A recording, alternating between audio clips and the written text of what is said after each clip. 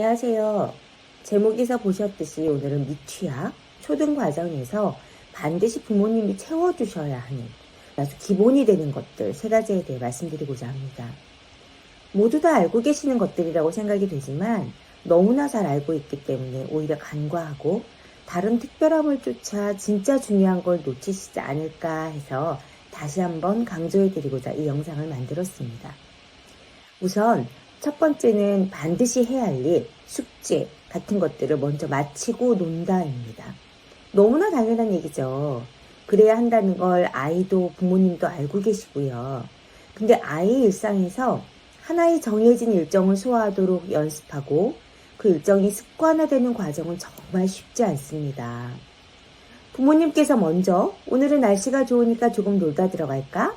아니면 친구 누가 같이 놀자고 하는데 놀고 가도 돼요? 했을 때 그래 그럼 하고 허락하고, 또는 엄마 볼 일 있으니까 일단 숙제 나중에 하고 같이 나갔다 오자 등등을 이유로 규칙을 한 번, 두 번 지키지 않고 예외를 자꾸 허락하다 보면 아이는 지키지 않아도 되는구나 학습하게 됩니다. 그때부터는 왜 먼저 놀면 안 돼요? 놀고 할게요. 아니 안 한다는 거 아니잖아요. 등등 불필요한 언쟁과 신경전을 하게 될 거고요. 하나의 패턴이 완전히 자리 잡을 때까지는 예외를 두지 마세요. 저희 아이가 어릴 때 지방에서 친구가 놀러 왔을 때 아이가 친구에게 잠깐만 기다려줄래? 하고는 학교 숙제 다 마치고 놀았고, 영재고 데뷔할 때에도 학원 선생님께서 이 학원 전체에서 숙제 다 해오는 애는 너 하나다 라고 말씀을 하셨다고 해요. 영재고에도 월등한 성적으로 우선 선발로 합격했고, 입시 후에 영재고 데뷔하는 후배들한테 어떻게 공부했는지 와서 얘기해달라고 부탁받기도 하고 인터뷰도 했습니다. 단 여기에서 아이가 생각보다 숙제나 할 일을 일찍 마쳤다고 해서 절대로 해야 할 과제를 더 주시면 안 됩니다. 그럼 아이는 집중해서 일찍 했더니 해야 할 게 더 늘어나는구나. 난 시간을 좀 더 끌면서 천천히 해야 적게 할 수 있겠구나 하는 걸 배우게 됩니다. 두 번째는 체력을 길러주시는 겁니다. 이 또한 당연한 얘기라고 생각되시죠? 아이가 학습이라는 걸 시작하기 전까지는 운동이 중요하고 음악도 즐겼으면 좋겠고 그림도 자유롭게 자기 생각을 표현했으면 좋겠고 그러시죠. 근데 막상 학습을 시작하게 되고 내 아이와 다른 아이의 갭이 보이기 시작하면 어머님들은 수영은 이만하면 됐지, 축구선수 할 것도 아니고 등등의 이유로 정리하시고 수학학원 2군데, 영어학원 2군데 이렇게 보내시게 되는 경우가 많습니다. 하지만 공부는 집중력이 있어야 가능하죠. 그 집중력은 어디에서 나올까요? 체력에서 나옵니다.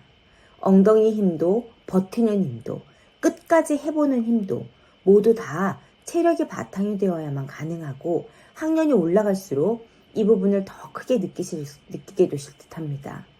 저희 아이는 4학년까지 축구선수였습니다. 방과 후 축구교실 이런 게 아니었고요. 실제 유소년 축구대회에서 최후방 수비수를 담당하며 여기저기 스카우트 제의도 받았었고요. 이후 고등학교에서도 축구, 탁구 등 운동은 항상 놀이처럼 휴식처럼 계속했던 듯 합니다. 세 번째는 이 또한 누구나 다 알고 계시는 부분일 거라고 생각이 되는데요. 독서력을 길러주시는 겁니다. 독서력이라고 말씀드렸습니다. 제가 어느 날 영상을 보다가 깜짝 놀랐는데요. 대치동에서 굉장히 유명한 학원 원장님께서 독서는 평생 가지고 가는 격조 높은 취미이고 국어 공부는 별개라고 말씀하셨는데요. 아마 제 생각에 이 원장님께서 하신 말씀은 제대로 된 독서가 아닌 내용을 알 것 같고 들어본 것 같고 배웠던 것 같은 정도로 책을 읽는 그런 독서를 말씀하셨던 거라고 생각합니다. 책을 이해한다는 건 알 것 같다 해서 그치는 게 아니라 내가 알고 설명할 수 있다의 정도를 말한다고 생각합니다. 행간을 읽고 작가의 마음으로 읽어보고 내 나름의 시각으로 다시 보는, 생각하며 읽는 힘이 길러진다면 학습에 있어서 80% 이상은 깔고 가지 않을까요? 국어, 영어, 수학 공부 방법이 많이 다를까요? 사회랑 과학은요? 국어도 영어도 사회도 심지어 수학과학도 주어진 글이 문제가 뭘 설명하고 있는지, 그래서 이걸 읽고 우리가 뭘 구해야 하는지 이해하고 접근하는 건 같은 문제라고 생각합니다. 그 문제를 해결하기 위한 기본 지식이나 세부적인 내용은 다를 수 있지만 뿌리는 설명하며 읽기, 생각하며 읽기, 이해하며 읽기라고 생각합니다. 특히 아직도 우리 교과서, 지문의 내용 중 한자를 기반으로 하고 있는 단어가 너무나 많기 때문에 시간 여유가 조금 있는 초등 때에 한자를 익혀두시면 정말 많은 도움을 받을 수 있습니다. 이렇게 말씀드리면 또 한자 급수 생각하시는 분들 계실 텐데요. 급수를 말씀드리는 게 아니고요. 일상생활에서 공부는 이런 의미야.